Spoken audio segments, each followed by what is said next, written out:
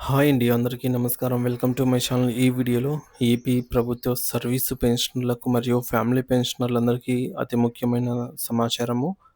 మరి పూర్తి వివరాలైతే వీడియోలో తెలుసుకుందాం. వీడియోని ఎక్కడ గాని స్కిప్ చేయకుండా ఎండ్ వరకు చూసేయండి. అప్పుడే ఇన్ఫర్మేషన్ పూర్తిగా అర్థమవుతుంది.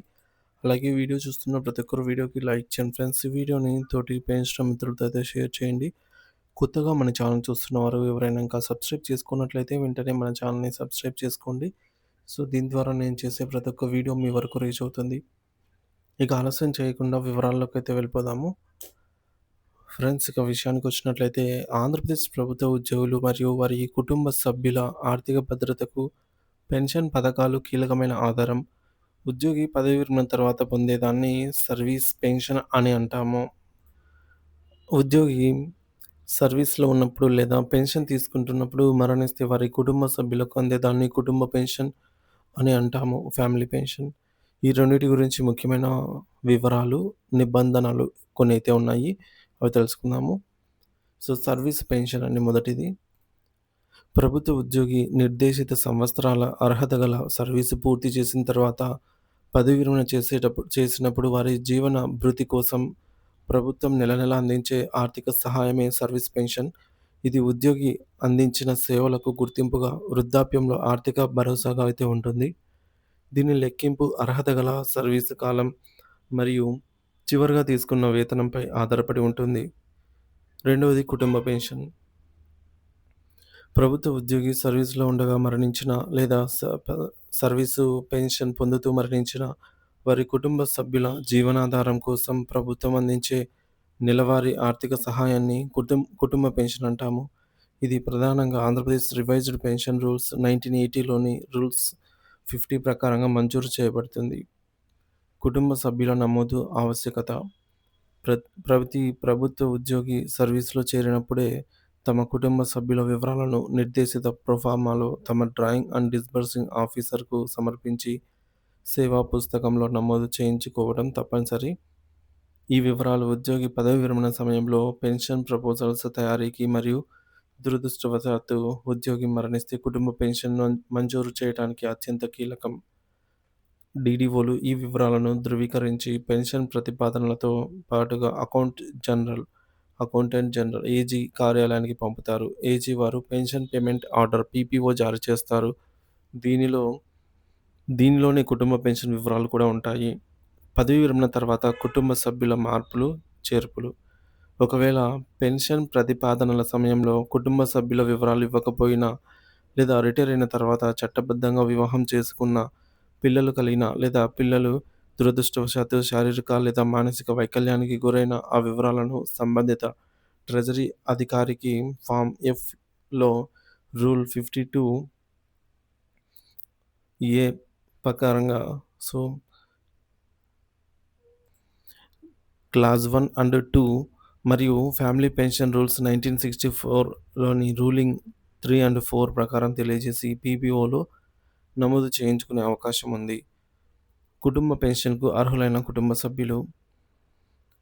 సో, రూల్ నంబర్ 50 ప్రకారంగా భార్య, భర్త, ఉద్యోగి ఆర్ పెన్షనర్ యొక్క చట్టబద్ధమైన భార్య లేదా భర్త, అదే లీగల్లీ సెపరేటెడ్ స్పౌస్ అంటే కోర్టు ద్వారా విడిపోయినప్పటికీ పునర్వివాహం చేసుకోని వారు నిబంధనలకు లోబడి కుమారులు 25 సంవత్సరాల వరకు వచ్చే వరకు లేదా ఉద్యోగం, సంపాదన ప్రారంభమయ్యే వరకు ఏది ముందైతే అది.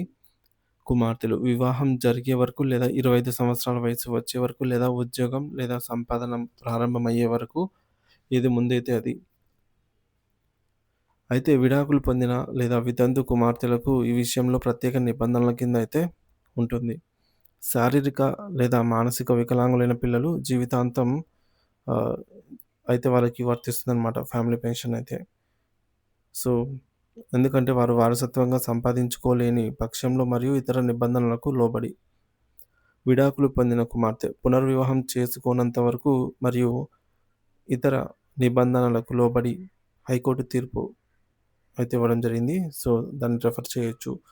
వితంతువు అయిన కుమార్తె పునర్వివాహం చేసుకోనంత వరకు మరియు ఇతర నిబంధనలకు లోబడి హైకోర్టు తీర్పు చూడొచ్చు. సో, పైన పేర్కొన్న కుటుంబ సభ్యులెవరూ లేని పక్షంలో లేదా వారు అర్హత కోల్పోయిన పక్షంలో ఉద్యోగి లేదా పెన్షనర్ పై పూర్తిగా ఆధారపడిన తల్లిదండ్రులకు కూడా కుటుంబ పెన్షన్ పొందే అవకాశం ఉంటుంది. నాలుగోది కుటుంబ పెన్షన్ మొత్తం ఎంత ఇస్తారంటే కుటుంబ పెన్షన్ 2 రకాలుగా ఉంటుందండి. Enhanced family pension. సో, ఉద్యోగి చివరగా తీసుకున్న మూల వేతనంలో 50% లేదా వారు పొందాల్సిన సర్వీస్ పెన్షన్‌లో ఏది తక్కువైతే అది. ఎప్పటివరకంటే కనీసం 7 సంవత్సరాల నిరంతర సర్వీస్ పూర్తి చేసిన ఉద్యోగి మరణించిన సందర్భంలో. సో, ఈ పెరిగిన రేటనేది ఉద్యోగి మరణించిన తేదీ నుంచి 7 సంవత్సరాల వరకు లేదా ఆ ఉద్యోగి జీవించి ఉంటే 65 సంవత్సరాల వయస్సు పూర్తి చేసుకునే తేదీ వరకు అయితే చెల్లిస్తారు. ఉదాహరణకు ఒక ఉద్యోగి 55 ఏళ్ల వయసులో 10 సంవత్సరాల సర్వీస్‌తో మరణిస్తే వారి కుటుంబానికి తరువాతి 7 ఏళ్ల వరకు ఎన్హాన్స్డ్ ఫ్యామిలీ పెన్షన్ వర్తిస్తుంది. ఒకవేళ అదే ఉద్యోగి 62 ఏళ్ల వయసులో మరణిస్తే అతనికి 65 ఏళ్ళు వచ్చే వరకు అంటే 3 ఏళ్ల పాటు మాత్రమే ఎన్హాన్స్డ్ ఫ్యామిలీ పెన్షన్ వర్తిస్తుంది. ఇకపోతే నార్మల్ ఫ్యామిలీ పెన్షన్.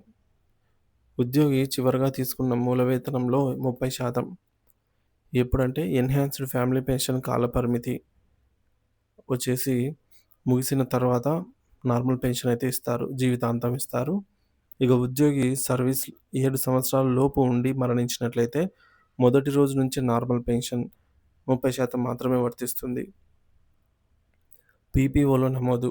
పెన్షనర్లకు ఏజీ జారీ చేసే పీపీఓలో ఎన్హాన్స్డ్ రేట్ ఎంత? ఎప్పటి వరకు? ఆ తర్వాత నార్మల్ రేట్ ఎంత వస్తుంది? అనే వివరాలు స్పష్టంగా పేర్కొనబడి ఉంటాయి. కుటుంబ పెన్షనర్‌కు వర్తించే ఇతర ప్రయోజనాలు చూసుకున్నట్లయితే కరువు భత్యం.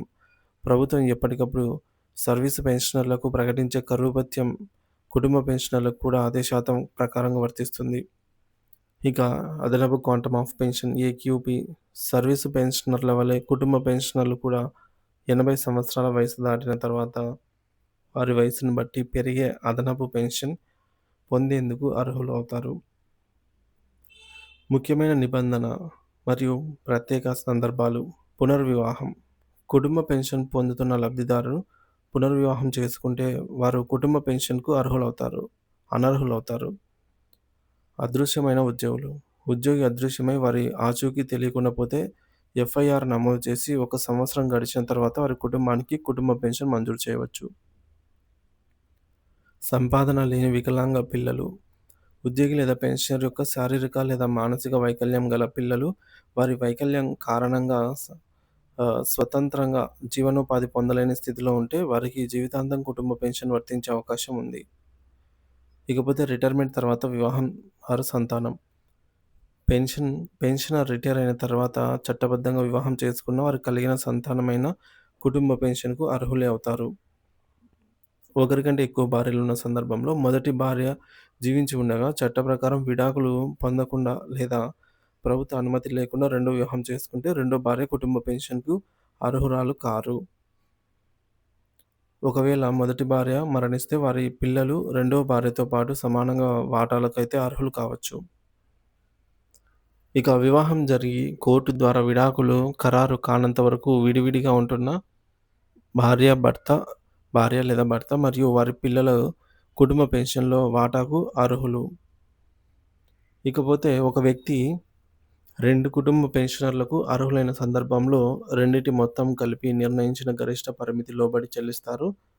సో, పాత ఉత్తర్వుల ప్రకారం 27,830. సో, ఈ పరిమితి అయితే ఉండేది. సో, ప్రస్తుతం పీఆర్సీ ప్రకారంగా ఇది మారవచ్చు.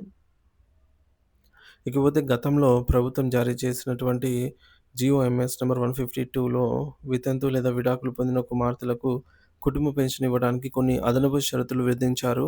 అయితే ఈ జీవో రాజ్యాంగ విరుద్ధమని, పెన్షన్ అనేది జీవించే హక్కులో భాగమని, చట్టంలో లేని షరతులను కార్యనిర్వాహక ఉత్తర్వుల ద్వారా విధించలేరని పేర్కొంటూ హైకోర్టు ఆ జీవోను రద్దు చేసింది. కాబట్టి వితంతు లేదా విడాకులు పొందిన కుమార్తెలు ఇతరులతో పాటు సమానంగా కుటుంబ పెన్షన్ పొందడానికి అర్హులవుతారు. సర్వీసు మరియు కుటుంబ పెన్షన్ల ప్రభుత్వ ఉద్యోగులు మరియు వారి కుటుంబాలకు అత్యవసరమైన సామాజిక భద్రతా వలయాలు. ఈ నిబంధనను సరిగ్గా అర్థం చేసుకోవడం, అవసరమైన డాక్యుమెంటేషన్‌ను సకాలంలో పూర్తి చేయడం చాలా ముఖ్యం. పైన పేర్కొన్న నిబంధనలు సాధారణంగా సాధారణ మార్గదర్శకాలు మాత్రమే. నిర్దిష్ట కేసులలో ఖచ్చితమైన సమాచారం కోసం సంబంధిత ప్రభుత్వ ఉత్తర్వులు, జీవో, రూల్స్ మరియు అధికారులను సంప్రదించడం మంచిది.